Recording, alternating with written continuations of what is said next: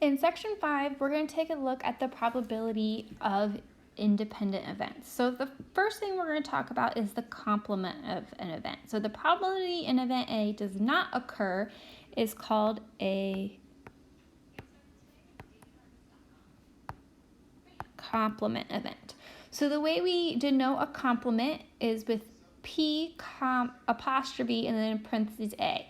So the probability of something not occurring is 1 minus the probability it does. Since all probabilities add to 1, if you know the probability something does happen, you can find out the probability that it doesn't. So for example, we want to know find the probability of not drawing an ace from a deck of cards. So to find the probability of not drawing an ace, I do 1 minus the probability of drawing an ace. So that's going to be 1 minus, and then there are 4 aces out of 52 cards. And once I do 1 minus 4 out of 52 in a calculator, we're going to get 12 out of 13.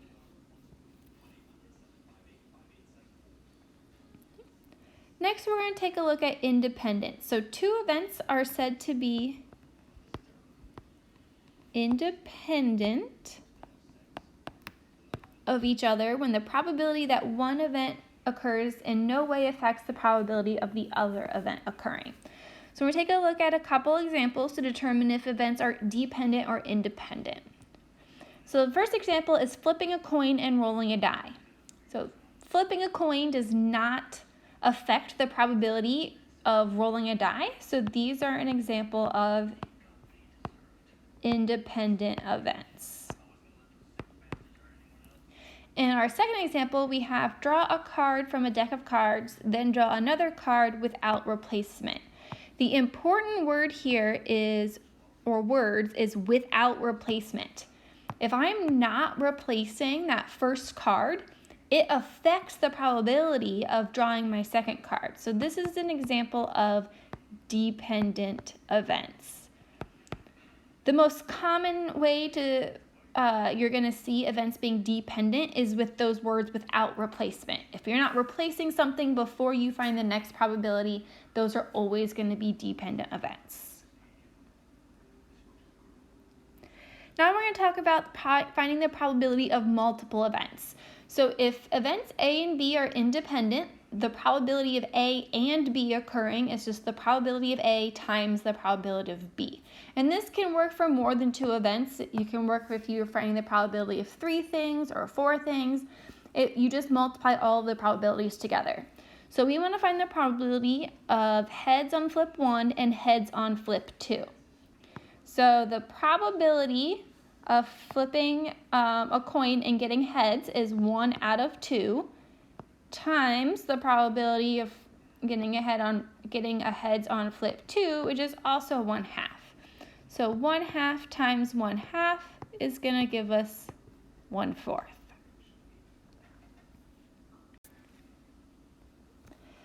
Next, we want to take a look at flipping heads, the probability of flipping heads on a coin and rolling a 6 on a die.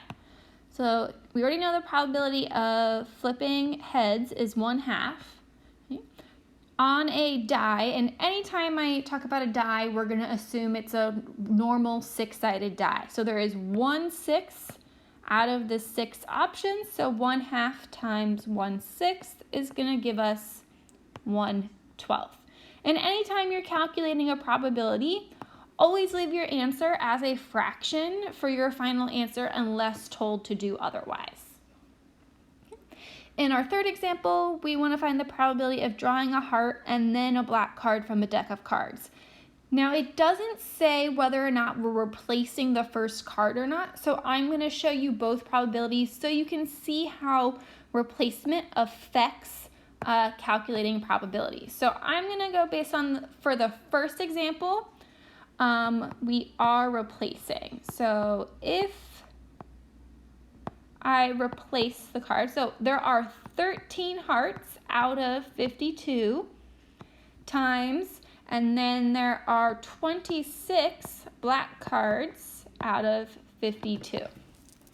So if I do 13 out of 52 times 26, out of 52, we're going to end up with 1/8. I'm going to do the same thing now without replacement. Okay, so my first probability doesn't change. There are still 13 hearts out of the 52. It's the next probability that's going to change. So there are still 26 black cards, but now, assuming I've drawn a heart on my first draw, I'm now left with 51 cards left in the deck. So it's going to change the denominator of my second fraction. So when I multiply those together, we end up with 13 over 102. So we can see how either replacing or not replacing that first card changes the overall probability.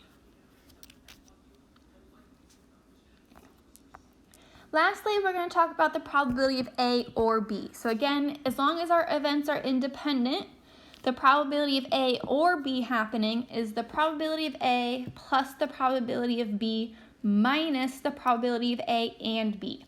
We have to take into account overlap. So we have to take into account the fact that both things happen when we're finding the probability of A or B.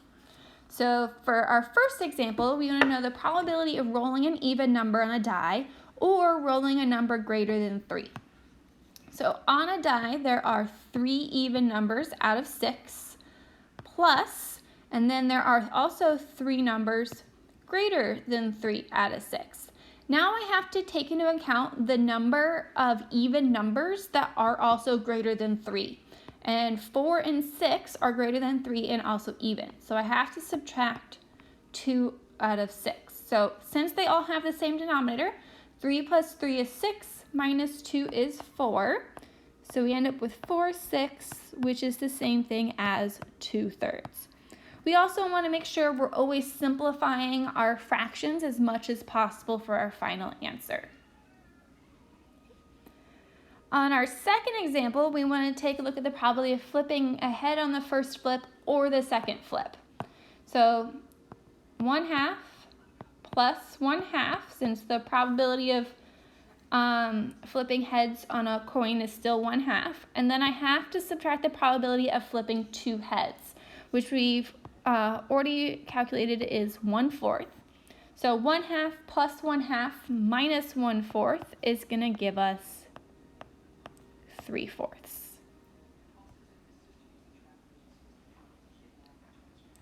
Last example, probability of flipping heads on a coin or rolling a 6 on a die.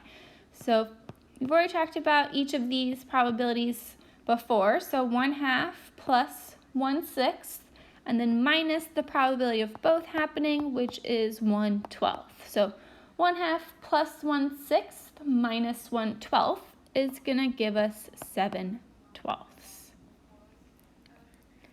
Please let me know if you have any any questions over any of the examples I did, or if you would like to set up a time to work on the assignment together.